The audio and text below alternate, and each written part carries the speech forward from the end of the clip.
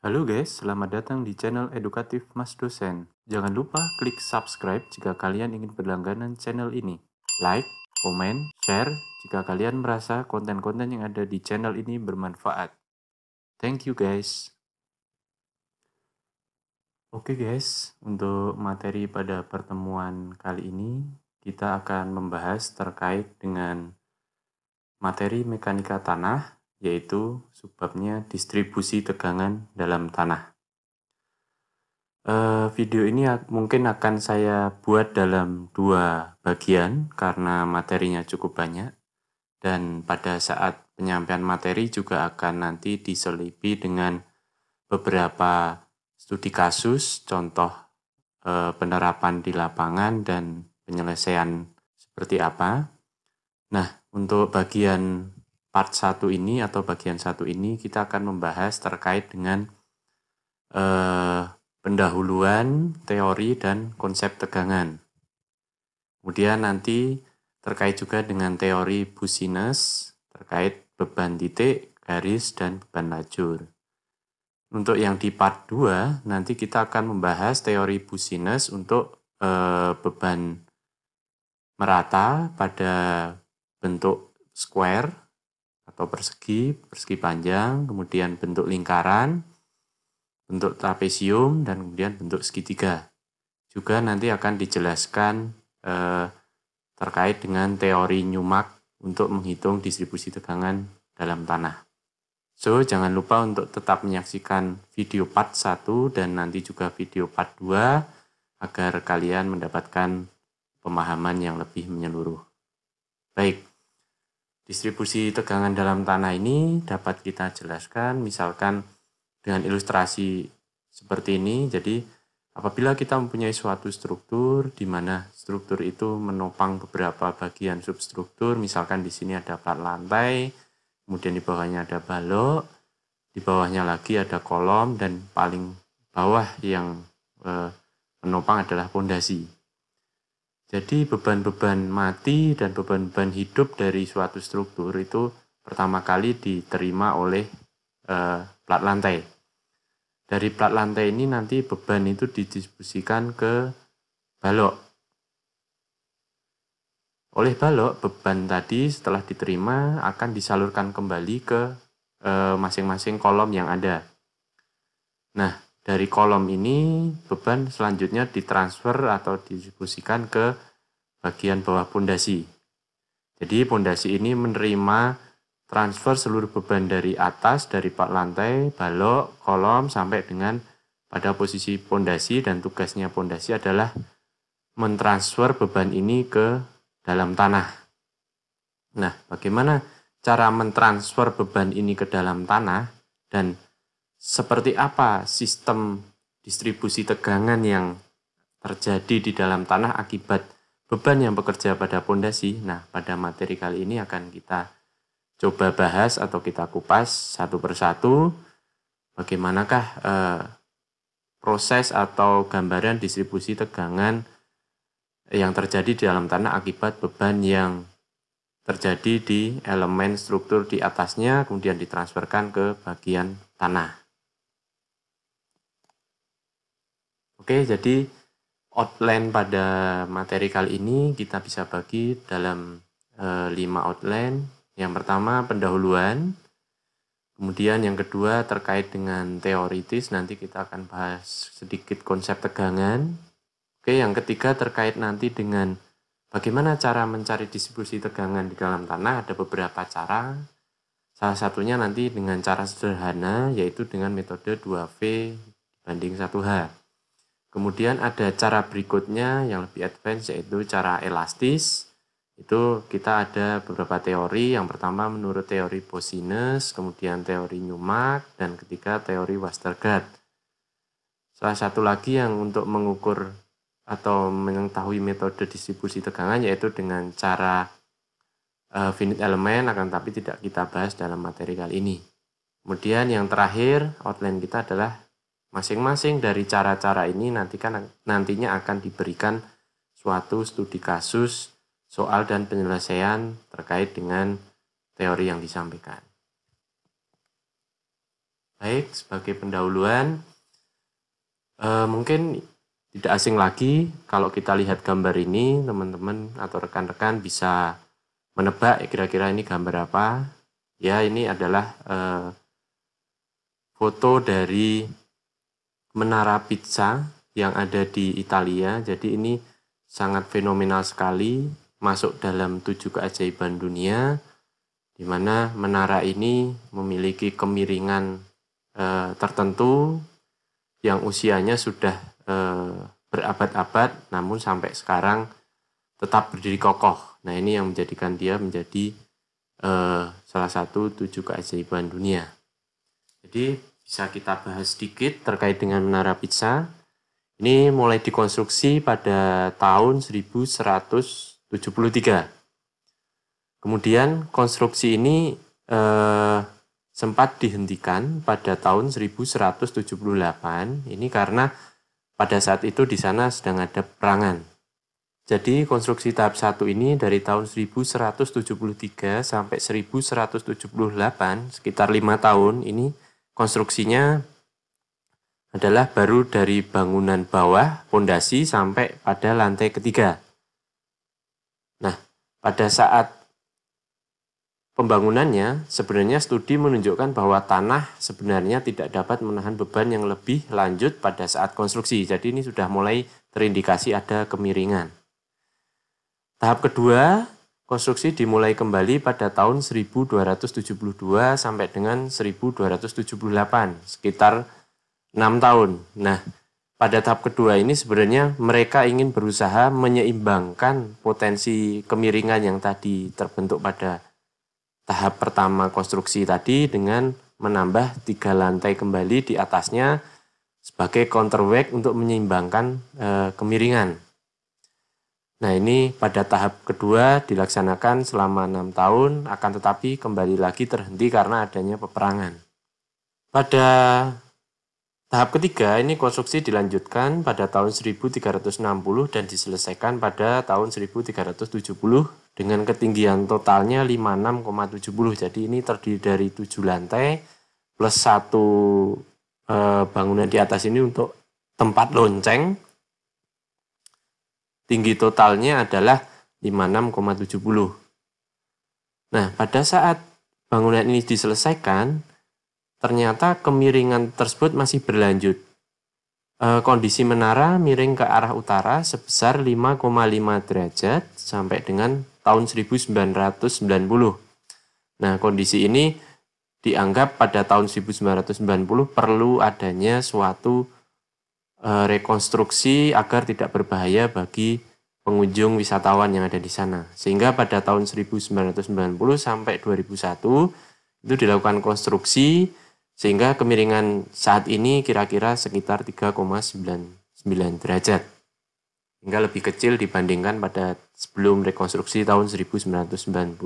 Nah, ini sebenarnya apa yang mau kita bahas terkait dengan struktur ini? Sebenarnya di sini terlihat bahwasanya struktur Menara Pisa ini mempunyai beban total kira-kira 14.500 ton yang ditopang oleh pondasi dangkal, karena pada waktu itu teknologi masih menggunakan pondasi dangkal. Dengan kondisi tanah di sini informasinya tanah lunak terdiri dari clay dan pasir hasil endapan sungai.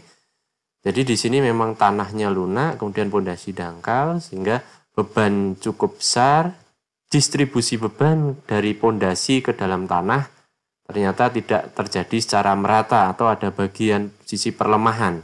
Nah, distribusi beban inilah yang menyebabkan Menara Pisa ini miring ke sebelah sisi di sisi utaranya.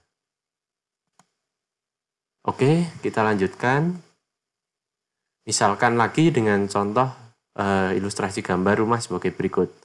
Nah, ini ada sebuah rumah 1 lantai dengan kondisinya terjadi retak pada dinding. Retak ini arahnya hampir 45 derajat ke arah samping. Nah, kira-kira apa penyebabnya? Penyebabnya adalah adanya distribusi beban juga sama dari rumah bagian atas atau struktur atas ke bagian pondasi, di mana kondisi tanah di lokasi tersebut ternyata tidak sama kepadatannya, sehingga menyebabkan adanya penurunan atau settlement di salah satu sisi. Nah, tipe settlement sebenarnya ada 3. Yang pertama karena memang dia settlementnya seragam, makanya dia rumah akan atau bangunan akan turun secara seragam pula, tidak ada crack. Hanya memang terjadi perbedaan ketinggian antara waktu awal dibangun dengan saat ini karena ada penurunan. Kemudian yang kedua yaitu guling. Nah, guling ini rata-rata karena memang penurunan hanya pada salah satu sisi bangunan saja. Nah, guling ini cenderungnya dia bangunan cukup kuat, masih kuat menahan beban sehingga bangunan ini terguling pada satu sisi tanpa adanya crack. Nah, kalau di tipe yang ketiga ini adalah penurunan yang tidak seragam pada salah satu sisi, akan tetapi bangunan atau struktur bangunan tidak kuat menahan beban tersebut. Sehingga karena ada perbedaan penurunan hanya di salah satu sisi, maka pada saat yang terkena penurunan tersebut, beban tidak ada yang menahan atau tidak dapat ditransfer atau didistribusikan ke dalam tanah sehingga bangunan mengalami crack pada strukturnya. Nah, ini beberapa contoh juga terkait dengan distribusi beban ke dalam tanah. Kita lanjutkan dengan contoh struktur yang lain. Di sini dapat kita lihat di ilustrasi ini adalah struktur jalan raya dengan flexible pavement atau dengan perkerasan aspal. Nah, di sini bisa kita lihat bahwasanya terjadi penurunan yang tidak seragam di sepanjang area dari jalan raya tersebut. Dari marka dapat kita lihat adanya marka yang terputus ini berarti dia menunjukkan bahwa ada beberapa penurunan di beberapa segmen jalan. Ini juga akibat distribusi beban yang tidak merata ke dalam tanah dasar, di mana tanah dasar tersebut juga cenderungnya memiliki tingkat kepadatan yang berbeda-beda. Nah, untuk flexible pavement, beban kendaraan yang didistribusikan lewat roda pada struktur flexible pavement itu cenderungnya karena permukaannya berupa aspal yang fleksibel, maka beban tersebut distribusikan menyerupai semacam beban titik. Jadi ini terkumpul di satu titik, kemudian pola distribusinya juga dia cenderungnya lebih dalam. Ini bisa sampai menyentuh pada base maupun subbase dari perkerasan jalan. Oleh karena itu biasanya untuk struktur fleksibel pavement biasanya cenderung lebih tebal karena dia harus mengakomodir pola distribusi beban ini. Sedangkan pada kondisi rigid pavement di mana beban kendaraan disalurkan lewat roda kendaraan pada yang bertumpu pada struktur beton atau rigid pavement, cenderungnya akan didistribusikan secara lebih merata ke bagian bawahnya struktur jalan tersebut, sehingga memang secara struktur perkerasannya dia tidak mempunyai lapisan-lapisan yang lebih tebal dibandingkan lapisan flexible pavement. Karena memang pola persebaran atau distribusi bebannya menjadi lebih kecil karena disebarkan merata sepanjang segmen rigid pavement. Nah, ini beberapa perbedaan dan pola distribusi beban dan tegangan yang ada di dalam struktur jalan raya. Nah, dari penjelasan di depan tadi, jadi adanya pembebanan di atas tanah itu menyebabkan bertambahnya tegangan di dalam tanah. Kemudian, tegangan yang terjadi di dalam tanah itu perlu dianalisis untuk selanjutnya diketahui dampaknya terhadap deformasi tanah. Nah, deformasi ini bisa dilihat dari tadi adanya settlement salah satunya. Kemudian penambahan tegangan dapat menyebabkan, yaitu pertama proses konsolidasi pada tanah lempung jenuh. Nah, apabila dia terjadi pada tanah lempung, maka akan menyebabkan proses konsolidasi. Yang kedua, akan menyebabkan penurunan segera pada tanah pasir. Nah, kalau tanah granuler cenderungnya apabila ada distribusi beban atau penambahan beban tadi akan menyebabkan penurunan segera. Kemudian bisa juga menyebabkan keruntuhan pada tanah. Nah, ini apabila daya dukung tanah yang ada memang tidak kuat dalam menahan beban yang bekerja. Nah, ini misalkan kita punya semacam pondasi ataupun beban di atas tanah. Nah, kira-kira bagaimana perlakuan tanah di bawah pondasi tersebut bekerja? Nah, ilustrasi di kanan ini untuk mensimplifikasi dapat kita tunjukkan di sini. Bila beban ditaruh di atas pondasi, maka yang akan bekerja penuh atau besar distribusi tegangannya adalah di posisi tepat di bawah pondasi. Di samping kiri kanannya dia akan menerima beban, akan tetapi jauh lebih kecil dibandingkan persis tepat di bawah pondasi. Begitu pula semakin ke dalam posisi tanah atau kedalaman tanah, maka beban yang diterima oleh tanah tersebut atau tegangan yang diterima oleh tanah tersebut menjadi semakin lebih kecil. Nah, ini saya ilustrasi, ini sangat berat menahan beban, semakin ke bawah dia menahan bebannya semakin kecil. Begitu pula juga dia ke arah samping semakin menjauhi, maka dia tidak menerima beban sama sekali. Bahkan yang di luaran dari garis pengaruh ini dia tidak menerima beban sama sekali dibandingkan di dalam garis pengaruh lingkaran ini. Jadi ini menunjukkan bahwa memang terjadi distribusi tegangan akibat beban yang ada pada pondasi di atas. Oke, kita lanjutkan nanti. Ini sebagai ilustrasi, secara teoritisnya akan kita jelaskan pada slide berikutnya. Ini juga bisa kita jelaskan pengaruhnya, kenapa kita perlu belajar terkait distribusi tegangan. Jadi ini ada dua tower yang kita konstruksi atau kita bangun secara berdekatan antara tower 1 dengan tower 2. Nah, ini dapat kita saksikan di sini tower tersebut mempunyai diameter kira-kira B, kemudian yang kedua juga identik B, akan tetapi punya jarak di antara keduanya adalah H. Nah, masing-masing tower ini mempunyai beban, kemudian beban tadi ditransfer ke dalam tanah. Nah, ketika ditransfer ke dalam tanah, dia akan mempengaruhi tegangan yang ada di dalam tanah. Nah, karena posisinya sangat berdekatan, maka ternyata terjadi overlapping distribusi tegangan. Jadi ini lingkaran yang kanan ini adalah individual pressure yang terjadi akibat tower 1. Kemudian yang kiri ini adalah individual pressure atau distribusi tegangan akibat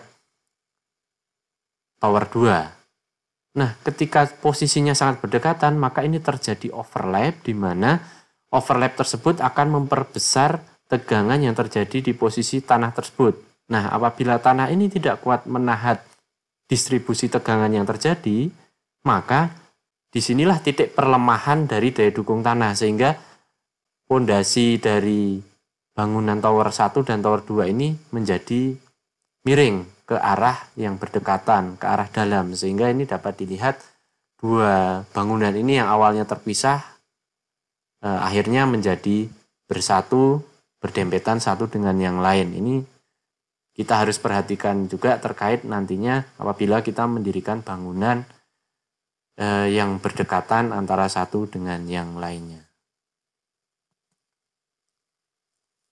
Oke, berlanjut ke teori terkait dengan konsep tegangan.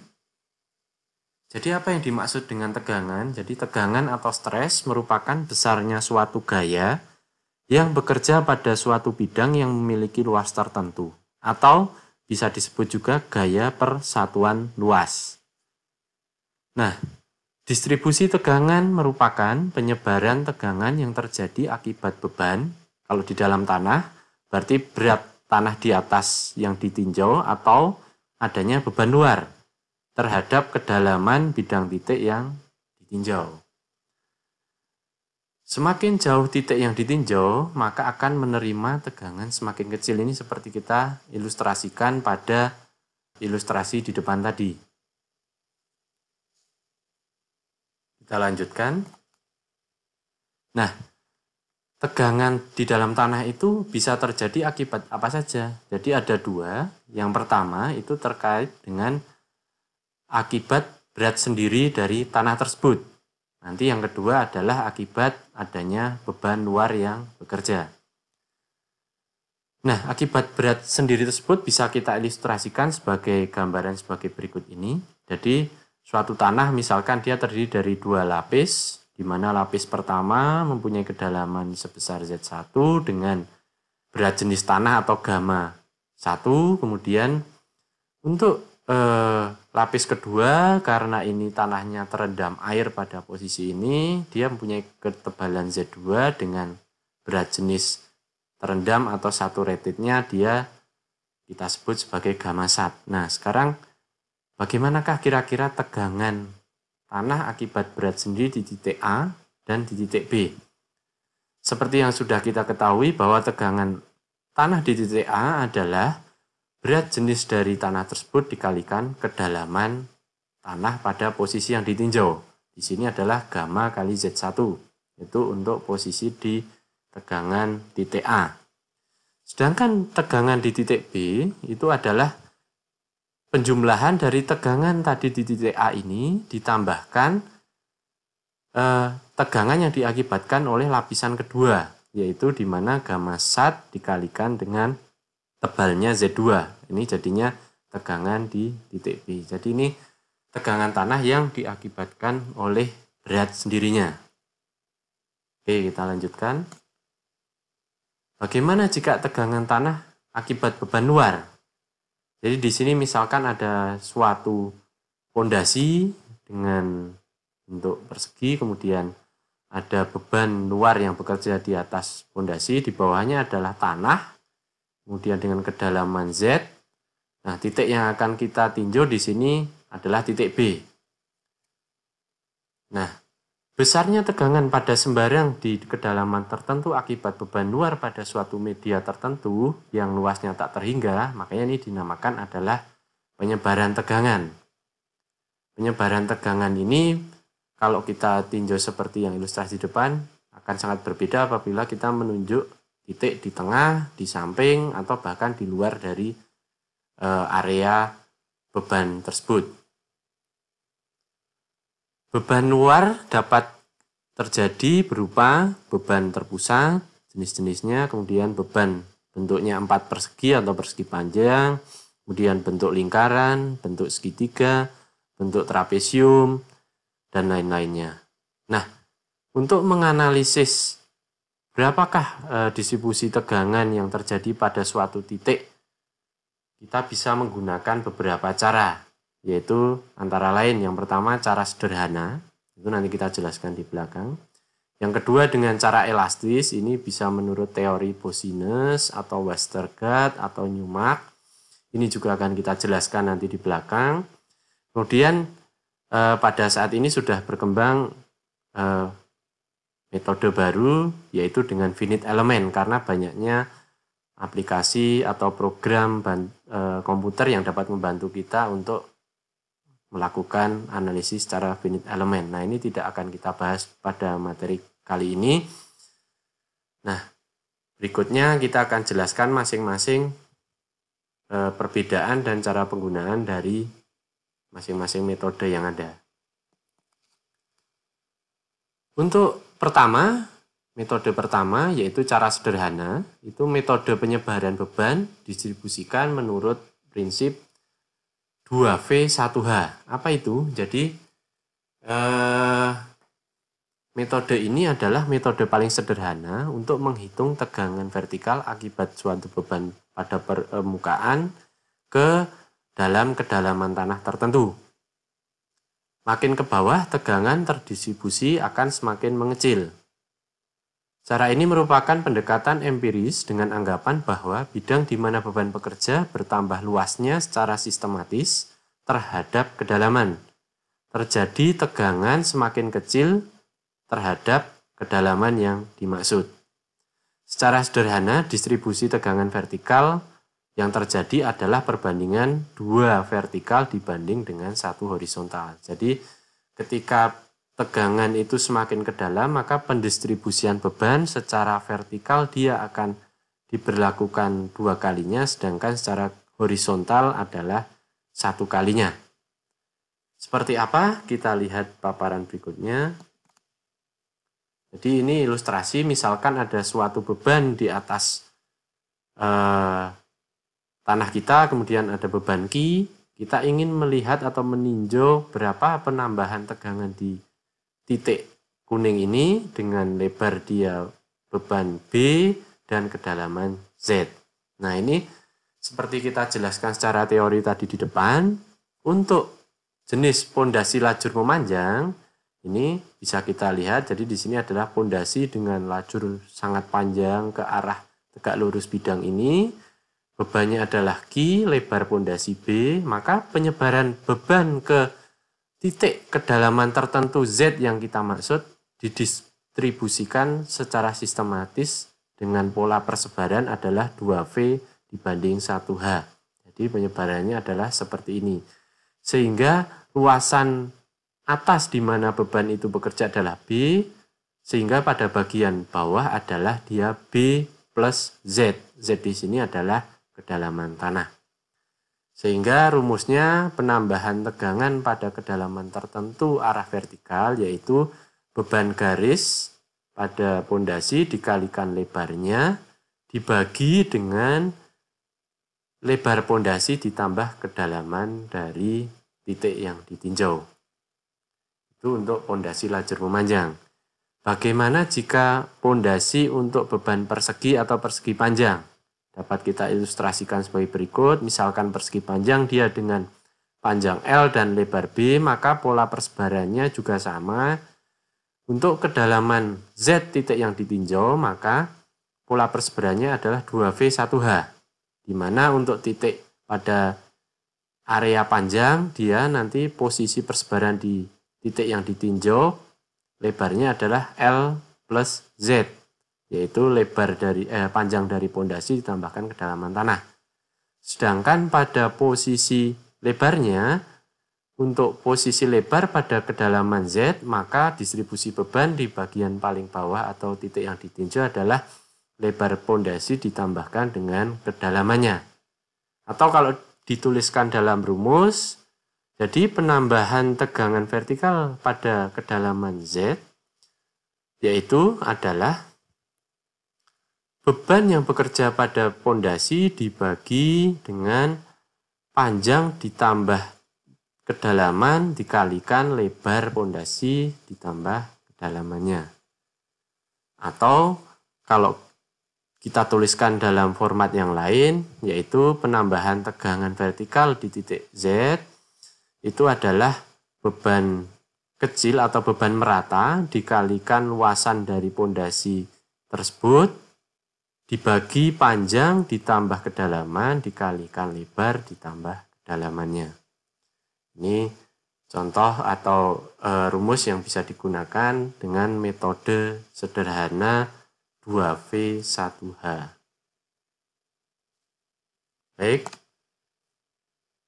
Untuk selanjutnya metode yang kedua dengan metode atau cara elastis. Jadi di sini secara teori elastis bahwasanya sifat tegangan-regangan dan penurunan pada tanah itu tergantung pada sifat tanah bila mengalami pembebanan.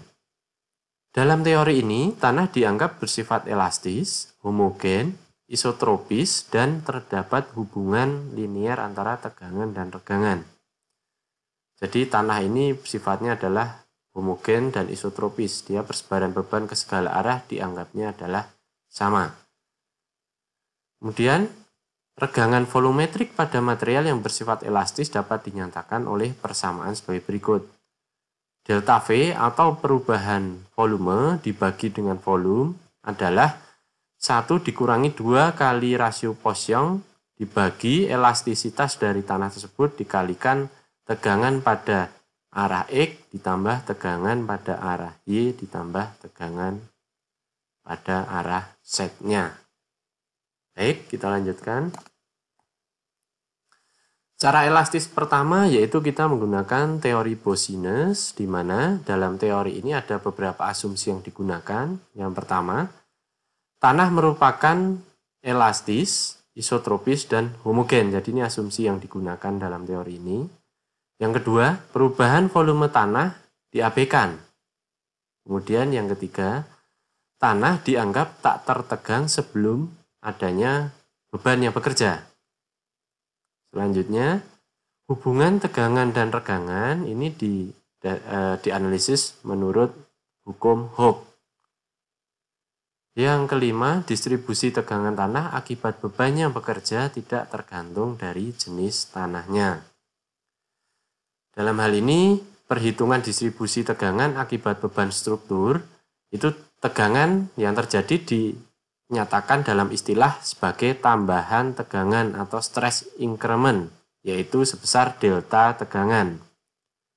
Karena sebenarnya tanah yang kita analisis sebenarnya dia sudah mengalami tegangan terlebih dahulu sebelum struktur itu bekerja, yaitu tegangan akibat berat sendiri. Jadi dalam teori ini yang kita hitung hanyalah penambahan tegangan atau stress increment-nya. Sedangkan nanti untuk penambahan beban sebelum struktur itu bekerja bisa dihitung terpisah, karena sebenarnya tegangan total yang terjadi adalah tegangan akibat beban yang bekerja sebelum struktur itu ditambah nantinya tambahan tegangan atau stress increment akibat beban yang bekerja di atas tanah. Nah, teori Business bisa digunakan untuk berbagai macam jenis beban. Di part 1 ini mungkin kita akan jelaskan terkait nantinya dengan beban titik, yang kedua beban lajur atau beban terbagi merata menerus, kemudian nanti di part 2 kita akan laksanakan atau membahas terkait dengan beban merata pada bidang lingkaran, persegi, trapezoid, segitiga, dan sebagainya. Nah, untuk tambahan tegangan vertikal yang terjadi pada suatu titik A di dalam tanah akibat beban titik Q di permukaan tanah dapat dinyatakan oleh persamaan sebagai berikut. Penambahan tegangan pada kedalaman tertentu di titik Z ini dinyatakan sebagai 3 kali beban 3Q dibagi 2V kalikan Z kuadrat kedalaman kuadrat, kemudian dikalikan 1 dibagi 1 ditambah nilai R ini adalah posisi pergeseran titik yang ditinjau terhadap tegak lurus beban. Dibagi dengan kedalamannya dikuadratkan, kemudian elemen yang belakang dalam kurung ini dipangkatkan 5/2. Atau bisa dinyatakan sebagai penambahan tegangan arah Z, yaitu Q dikalikan 3 kali kedalaman pangkat 3 dibagi 2V kalikan R kuadrat ditambah Z kuadrat dipangkatkan 5/2. Jadi di sini beban Q, kemudian ini adalah kedalaman Z, di mana titik yang kita tinjau adalah di sini, di titik di luar garis atau pusat beban dengan jarak R.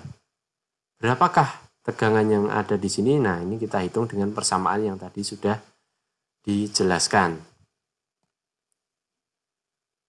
Bisa juga kita mensimplifikasi rumus tadi dengan mengalihkan suatu faktor pengaruh untuk beban titik menurut teori Business, yaitu sebagai berikut. Faktor pengaruh untuk beban titik kita definisikan sebagai I, di mana I adalah 3 dibagi 2V dikalikan dalam kurung 1 dibagi 1 ditambah R per Z kuadrat, kemudian dipangkatkan 5/2. Sehingga rumus di depan tadi yang cukup panjang dapat kita sederhanakan bahwa penambahan tegangan di kedalaman Z itu adalah beban dibagi kedalaman kuadrat dikalikan faktor pengaruh beban. Faktor pengaruh beban ini selain dengan rumus yang disajikan di atas ini, bisa juga dilihat pada grafik atau gambar di bawah ini. Ini merupakan penjelasan atau deskripsi dari penjabaran rumus apabila kita lakukan secara grafik. Kita tinggal memasukkan parameter perbandingan antara jarak horizontal beban yang ditinjau terhadap titik pusat beban, terhadap kedalamannya kita masukkan. Misalkan di sini titiknya 1, kemudian kita ingin mencari faktor pengaruh untuk beban tadi, sehingga nanti kita dapatkan I-nya adalah misalkan 0,8 di sini. Kita masukkan di dalam rumus ini sehingga kita bisa mengetahui penambahan tegangan di titik yang dimaksud pada kedalaman Z. Selain itu, intensitas tambahan tegangan vertikal yang terjadi yang sudah kita hitung tadi dapat juga kita plot sesuai pada titik di kedalaman tertentu. Nah, intensitas tambahan tegangan vertikal yang sudah kita hitung dan kemudian kita plot pada kedalaman yang tertentu dan tekanan yang sama akan menghasilkan suatu gelembung tekanan atau pressure bulb atau isobar tegangan. Nah, ini contoh apabila ada beban titik pada posisi ini, kemudian kita hitung besarnya distribusi tegangan atau penambahan tegangan pada suatu kedalaman. Nah, apabila kita hubungkan, ini akan memberikan suatu garis pengaruh antara tegangan yang satu dengan lain yang menunjukkan nilai besaran yang sama atau disebut sebagai isobar tegangan. Jadi ini mempunyai suatu nilai besarnya tegangan yang sama akibat beban titik Q yang terjadi. Oke, sebagai studi kasus untuk lebih memperjelas penjelasan teori yang sudah disampaikan, kita coba untuk menganalisis suatu kasus. Yang pertama, pondasi tapak bujur sangkar lebar 0,9 meter terletak pada kedalaman 1 meter. Pondasi menahan beban titik dari kolom dengan Q 85,41 kN. Pertanyaan adalah hitung penambahan tegangan di bawah pusat pondasi titik B dan di sudut luasan pondasi atau titik A bila beban pondasi dianggap sebagai beban titik pada kedalaman 2 meter dari permukaan tanah. Nah, di sini ada ilustrasi pondasi tadi diletakkan di kedalaman 1 meter, kemudian titik yang ditinjau A dan B ini adalah kedalamannya 1 meter di bawah telapak pondasi, di mana A berada di tepi sudut pondasi dan B persis di tengah beban titik yang bekerja. Dimensi pondasi 0,9 kali 0,9 berupa persegi. Bagaimana cara kita menghitung distribusi tegangan pada titik A dan B? Baik, kita lanjutkan.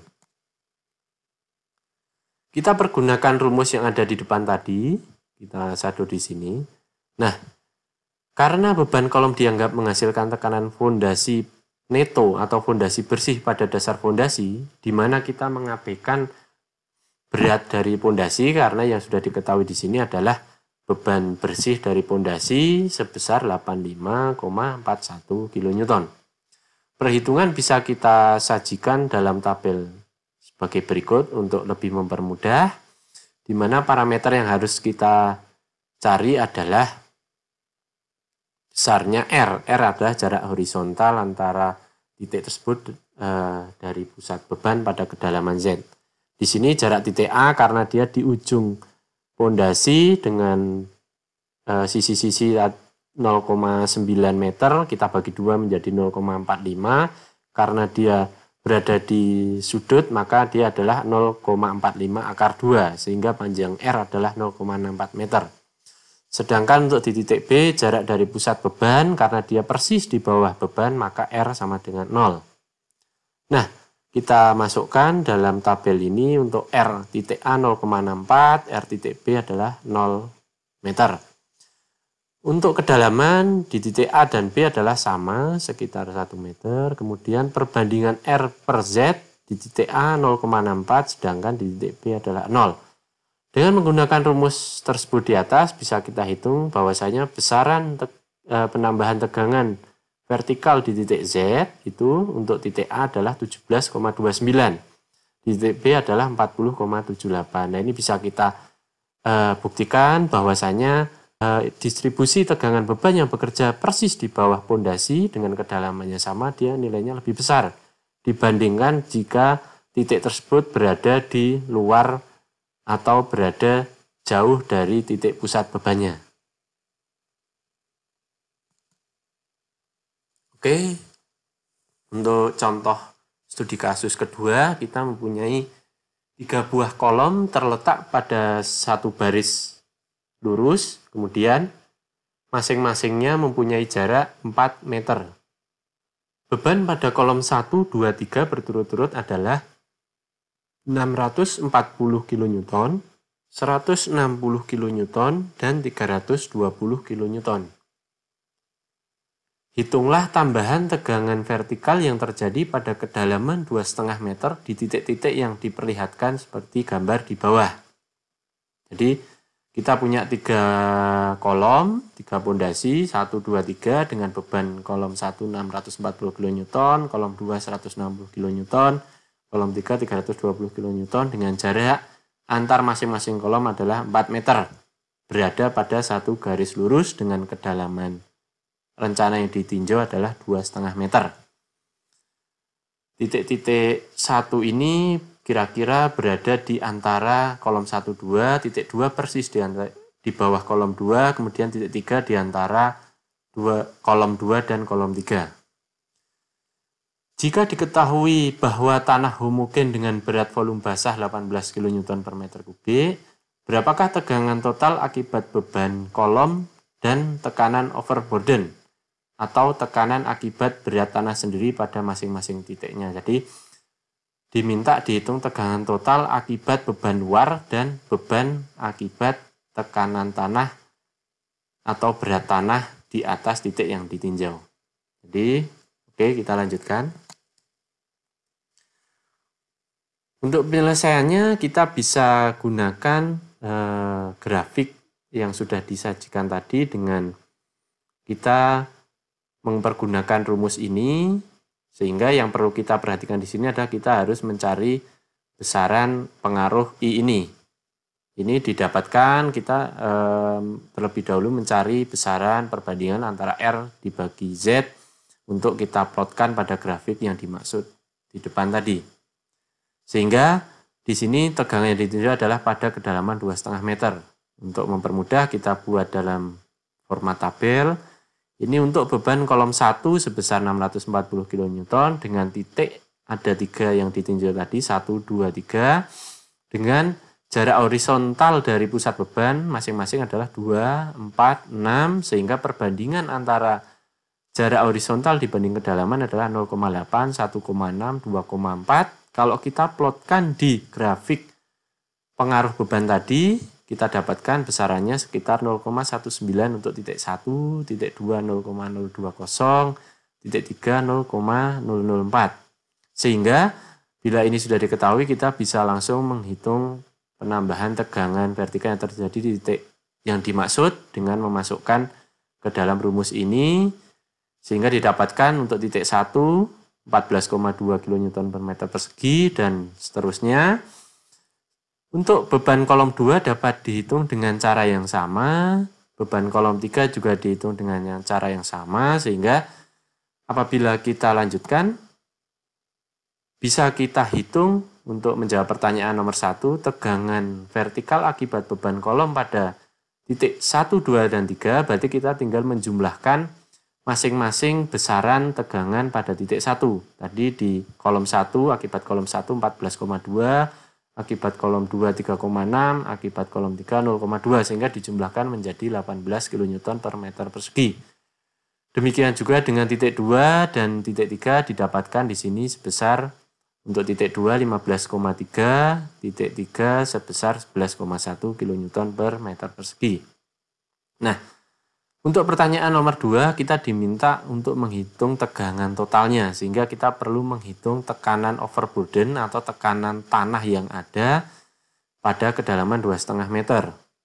Tekanan overburden yang terjadi pada kedalaman Z yaitu kedalaman dikalikan berat jenis atau gamma basah dari tanah tadi yaitu 2,5 meter kalikan 18 kN per meter persegi sehingga didapatkan tegangan sebesar 45 kN per meter persegi.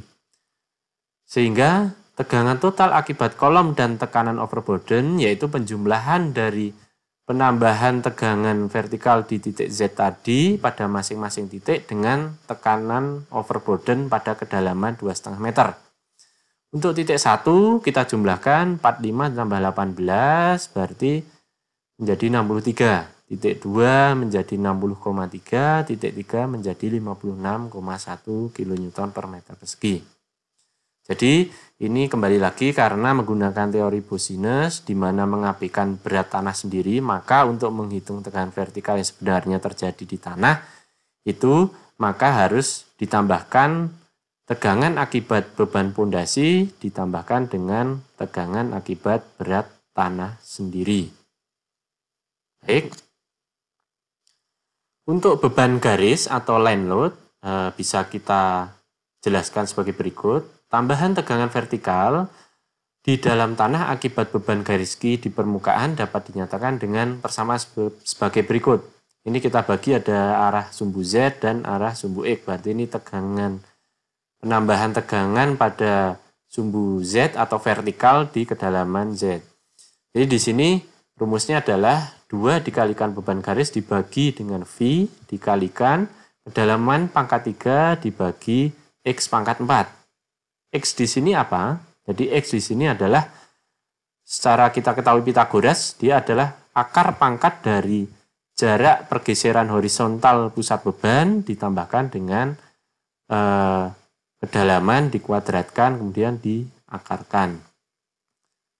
Arah sumbu X sama, hanya kita tinggal nanti kita ubah parameter terkait dengan arah datangnya atau arah persebaran beban, di mana untuk penambahan tegangan sumbu X maka di sini dapat dinyatakan besarannya adalah 2 kali beban garis Q dibagi V dikalikan R pangkat 3 dikalikan Z kedalaman dibagi X pangkat 4. Jadi posisi beban garis Q kita ada di sini di permukaan tanah, kedalamannya Z. Sedangkan titik yang akan kita tinjau adalah di titik tau Z ini, sehingga ada pergeseran jarak sebesar R di sini. Oke, untuk beban terbagi rata memanjang, dapat kita saksikan di sini bahwasanya beban Q ini untuk beban terbagi rata dalam arah memanjang tegak lurus bidang ini, sehingga bisa kita lihat bahwasanya di sini kita mempunyai kedalaman titik yang ditinjau di titik A ini dengan kalau di beban garis tadi kita mempunyai nilai R, akan tetapi kalau di sini kita mempunyai dinyatakan dalam suatu sudut. Sudut penyebaran di area beban garis atau beban terbagi rata Q ini dinyatakan dalam sudut alfa.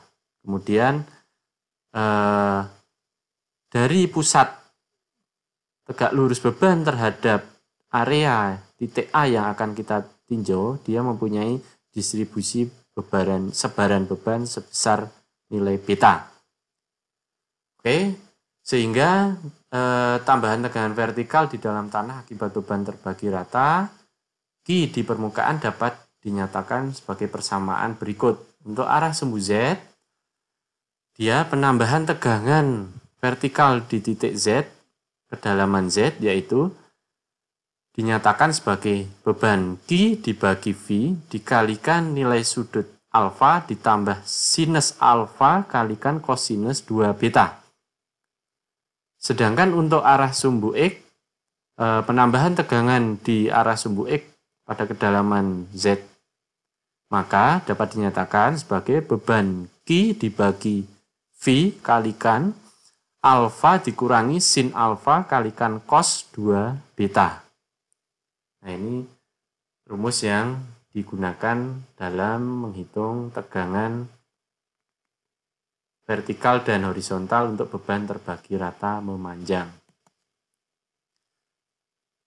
Sebagai contoh studi kasusnya, kita bisa lihat di contoh berikut ini. Jadi diberikan sebuah pondasi lajur memanjang dengan lebar 2 meter, itu seperti ditunjukkan pada gambar di bawah. Ini ada pondasi memanjang, lebarnya 2 meter, kemudian kedalaman yang kita tentukan di 3 meter kita diminta untuk meninjau tegangan tegangan di titik ini. Beban pondasi yang ada adalah 250 kN per meter persegi. Tentukan besarnya tegangan vertikal efektif dan lateral efektif pada titik di kedalaman 3 meter di bawah pusat pondasi sebelum dan sesudah pembebanan. Jadi ini ada dua kondisi, sebelum pembebanan itu dilakukan dan setelah pembebanan tersebut dilakukan. Penyelesaiannya seperti apa?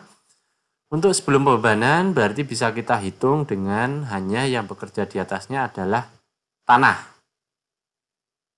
atau kondisi tanah existingnya. Yaitu untuk arah vertikal dapat kita hitung besarannya yaitu gamma saturated dikurangi gamma air dikalikan kedalamannya. Jadi nilainya adalah gamma saturated 19,81 dikurangi gamma air 9,81 kalikan 3, maka tegangannya adalah 30 kN per meter persegi. Ini adalah tegangan efektif karena yang diminta, sehingga kita kurangkan dengan gamma air. Untuk tegangan efektif di arah E, karena di sini disajikan faktor kovarian persebaran tegangan arah lateral, maka tinggal kita pakai koefisien dikalikan tegangan efektif arah Z adalah dia 0,4 kali 30 sehingga besarannya adalah 12 kN per meter persegi. Berikutnya untuk kondisi sesudah pembebanan bisa kita saksikan dalam ilustrasi berikut. Bahwasanya titik alfa ini adalah pusat penyebaran beban dari lebar pondasi tadi terhadap titik yang kita tinjau. Jadi besarnya adalah di sini alfa, sehingga dapat kita hitung di sini bahwasanya tangan setengah alfa adalah dia berarti setengah alfa. Setengah lebar dari pondasi atau 1 kita bagi dengan kedalamannya, sehingga dia didapatkan 0,333. Kita cari sudutnya dengan arkes tangan sehingga didapatkan setengah dari alfa adalah 18,435 derajat. Di mana alfa adalah, sehingga kita kalikan 2 kali 36,87 derajat, atau kalau kita buat dalam radian 0,205 V. Posisi titik A di bawah pusat pondasi, persis titik A ini tepat di bawah pusat pondasi, sehingga sudut B tadi atau sudut beta itu adalah 0 derajat. Sehingga dengan menggunakan rumus yang ada kita bisa masukkan tambahan tegangan vertikal pada titik A, yaitu rumusnya ini kita masukkan angka-angka yang sudah kita dapatkan tadi, sehingga didapatkan besarannya 99,02 kN per meter persegi.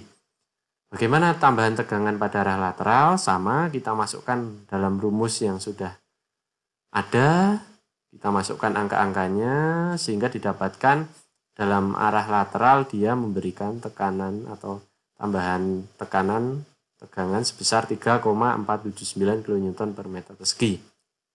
Sehingga apabila dimintakan tegangan efektif total pada titik A sedalam 3 meter di bawah pusat pondasi sesudah pembebanan, maka untuk tegangan arah vertikal Z, yaitu tinggal kita tambahkan tadi adalah akibat berat tanah sendiri ditambah tambahan tegangan akibat beban luar 30 plus 99,021 sehingga didapatkan nilai 129,021 kN per meter persegi. Demikian juga untuk tegangan arah X atau lateral kita dapatkan nilainya 15,479 kN per meter persegi. Oke, mungkin untuk video bagian 1 terkait dengan distribusi tegangan pada tanah kita cukupkan sampai di sini. Jangan lupa untuk melihat video bagian kedua nantinya terkait dengan persebaran beban atau tegangan, distribusi tegangan pada